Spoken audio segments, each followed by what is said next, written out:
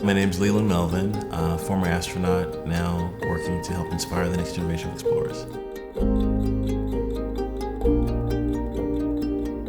My parents exposed me to so many things as a child, from sports to creating Lego blocks to building campers to music. I give most of my props to my dad. He was my mentor, he was my hero, and just really helped a lot. Sports was a really big part of my life. So this is a picture of me catching or dropping a touchdown pass in the end zone at my homecoming game when there was a scout from the University of Richmond looking at me drop this pass and started walking out of the stadium, but he heard the crowd screaming the second time. My coach believed in me, gave me another chance to catch the winning touchdown pass, and that one pass resulted in a full scholarship to the University of Richmond. I was finishing my master's degree at the University of Virginia, and I went to a career fair, and a woman at the NASA booth said, "Hey, you need to come work for NASA." I'm like, "No, I'm not gonna work for NASA." And she just convinced me that I need to come down and check it out. So I went down and looked at it and said, "This is pretty cool."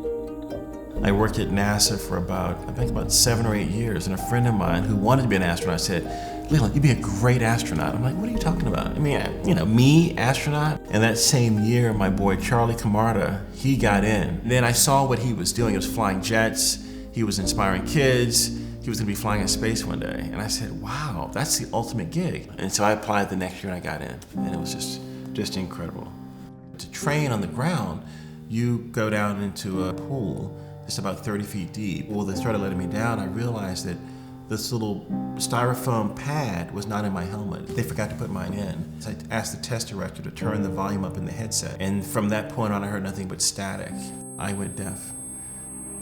The doctors from around the world, no one knew what happened to me. Slowly started getting better.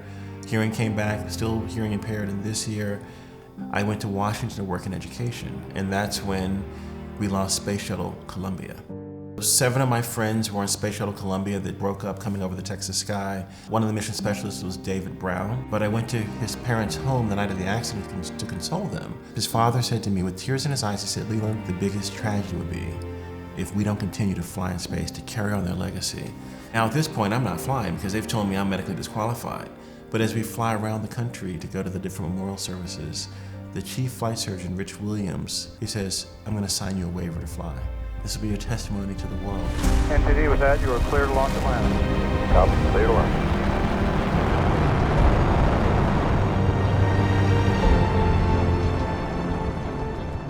At 17,500 miles per hour, going around the planet every 90 minutes. Nothing can prepare you for the views that you'll see from the space station. I mean, the colors are just so vibrant. Just looking down at the planet and then looking deep into the heavens and the stars and the planets, it's just so stunning.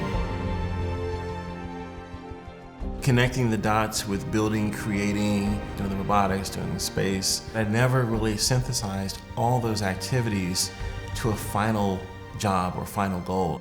Sometimes when you don't believe in yourself, other people do, and they give you a second chance. And I think that's been a theme through my life, being given a second chance. And now I'm helping inspire the next generation of explorers. My name is Leland Melvin, and this is my story.